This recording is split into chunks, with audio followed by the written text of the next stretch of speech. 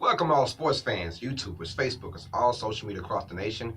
Uneducated Network on YouTube presents Uneducated Sports Talk. I'm your host, Clayton. Before we get down into our talk, please like and subscribe to Uneducated Network to see my show and many other shows on our channel. That being said, let's get down into it. We want to talk college basketball and who's trending? Trae Young. Trae Young out of Oklahoma, who is the star of this year's, especially early on. He's a star of college basketball. But there's a lot of ifs and buts, maybes and maybe nots about this young kid. He's just a freshman. That being said, let's get into it. There are talks of where should he be in the NBA draft upcoming this year, and there's a lot of good big men coming out as well. So it'd be tough to put him somewhere in that top five. But Trae Young came out and he announced that he is going to go to the NBA. So that was kind of obvious, though. He led the league, led all of college, to be honest, in points per game and get this assists per game. That, ladies and gentlemen, like him, love him, hate him, that is not a fluke. Regardless, it is not a fluke. 28 points per game, pretty much, and almost like 9 assists per game. That's not a fluke. I don't care who you play for. It is not a fluke. People want to compare him to Steph Curry. But let's be honest, we didn't even know about Steph Curry until Steph Curry was a junior in Davidson. We didn't know anything about Steph Curry until the run in the tournament, which I like the tournament. That's why I love the tournament, because you never hear about guys until they get there. Steph Curry is one of them. Well, Trae Young is only a freshman putting up Steph Curry-like numbers as a junior in Davidson. Get what I'm saying is, the guy has time to grow. He has time to grow big time. Now, people were saying, well, he's ball dominant. I understand that, but he made the most of his ball dominance when he was in the games. He made the most of it. I mean, if you're ball dominant, you better score 28 and 9. I'm just saying, you better have those kind of scoring outputs and those assist outputs if you're the starting point guard who's ball dominant. I mean, can you imagine someone being ball dominant only scoring 17 and 4? Like, what are you doing? You know, he's making the most of his ball dominance. I mean, 28 points and 9 assists per game. The 9 assists, come on, he's getting this guys, involved. Whether you think it's selfish or not, I don't. The same thing goes for LeBron James. People say, oh, those 8 assists, 9 assists he get per game doesn't mean anything. Like, or Westbrook. I'm like, that means a lot. That means a lot. I don't understand the argument of how he helps his team get better.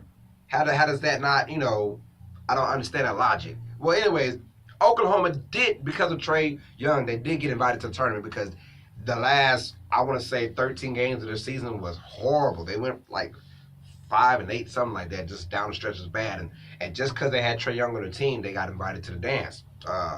That's the only explanation for them making it, because 18 and 13 going into the tournament? Yeah, that's not, no, but they made it anyways.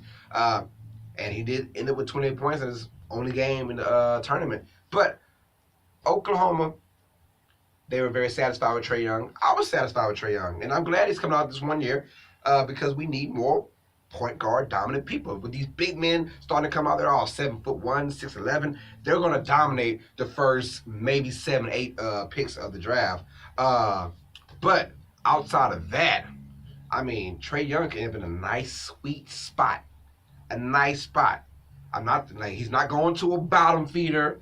He's going to someone mid-tier, someone who I could think he can do damage with. Maybe not be the, he'd probably be that guy off the bench. Something like that. I see a future for Trae Young in the NBA. I see it. And with the way the NBA is being processed this year, over the years now, it's more, space and pick and roll, and everyone shoots threes. He's going to fit in just perfectly. I see him being somewhere 10 through 19, somewhere in that area, which I believe he'll end up in. And that is going to be to a nice, sweet team who's looking to have talent on their team. So I'm enjoying that he's going to actually go to that kind of team. Now, if he goes top 5, it's going to be tough for his style to play with a bad team. It's just not going to work out early, and more criticism comes his way. I don't want to see him with the Suns. Don't want to see him with the Nets. Well, the Nets don't have a pick, but still, I don't want to see him with those bottom dwellers, So I'm kind of glad that he's going to go in that area. People are going to place him in that area. He's going to blossom in a nice franchise and the way he do his thing. I think Trae Young is gonna be an excellent guy. Maybe not Hall of Fame type, not yet. We just don't know yet. We don't know. But everyone's comparing his stroke, his shooting game to Steph. I'm like, Steph has been there in the NBA. He's a 2-time MVP. Don't compare him to Steph Curry. Not yet. Let the man get a taste of the NBA. He is just a freshman. He is a baby. 18 years old. Probably 19 now. I don't know his age like that, but he's a baby. Stop it. Steph Curry was a junior when we finally heard of him. Steph Curry is a 2-time MVP. Do not compare those two guys. Steph Curry is still on his own planet when it comes out of three-point shooting.